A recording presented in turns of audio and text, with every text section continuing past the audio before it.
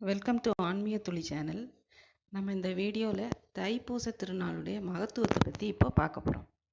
தை மாதம் 5ஆம் தேதி, அதாவது ஜனவரி 18ஆம் தேதி அதிகாலை 5:58 முதல் பூச நட்சத்திரம் வருது.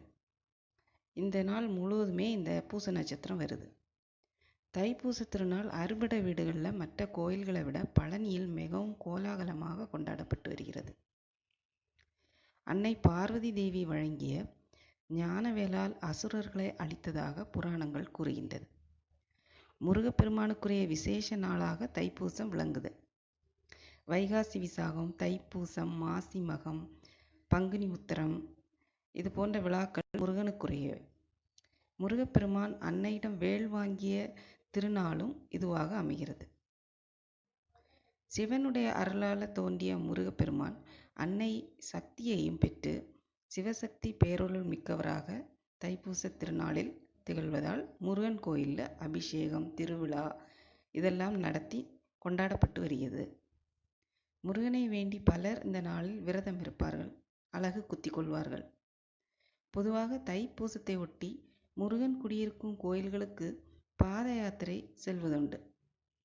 காவடிகளும் வேல் குத்துதல், அலகு குத்துதல் போன்ற நேர்த்தி கடன்களை பக்தர்கள் செலுத்தி வருவர். வேண்டுதல்கள் செய்யாதவர்களும் இந்த நாளில் ஆலயம் சென்று முருகப்பெருமானை தரிசனம் செய்ய கல்வி, ஞானம், செல்வம் முதலிய சகல வரங்களையும் பெறுவார்கள். தைப்பூசத்தன்று முருகனுக்கு காவடி நேர்த்திக்கடன் செலுத்துவதை பக்தர்கள் வழக்கமாக கொண்டுள்ளனர். தீராத நோய்கள் ஏற்பட்டு அவதிப்படும் பட்சத்தில் முருகக்கடவுளுக்கு காவடி எடுப்பதாக வேண்டிக் கொண்டால் அவர்களை பிடித்துள்ள நோய் அகன்று உடல் ஆரோக்கியம் பெறுவதை எண்ணற்ற பக்தர்கள் உணவுபூர்வமாக அனுபவித்திருக்கிறார்கள். தங்களின் வேண்டுதல் நிறைவேறும் பழனி முருகன் கோயிலில் பக்தர்கள் தைப்பூச தினத்தன்று காவடி நேர்ச்சியை செலுத்துகிறார்கள்.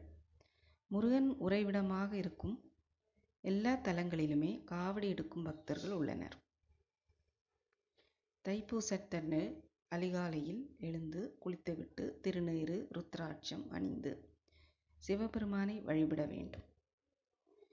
இது சிவபெருமானுக்குரிய நாளாகவும் கொண்டாடப்பட்டு வருகிறது.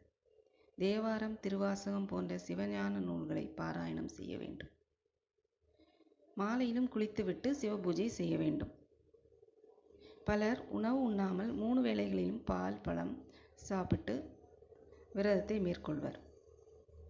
மாலையில் கோயிலுக்கு சென்று சிவபூஜையில் பங்கேற்று சிவனை தரிசித்து விரதத்தை நிறைவு செய்ய வேண்டும்.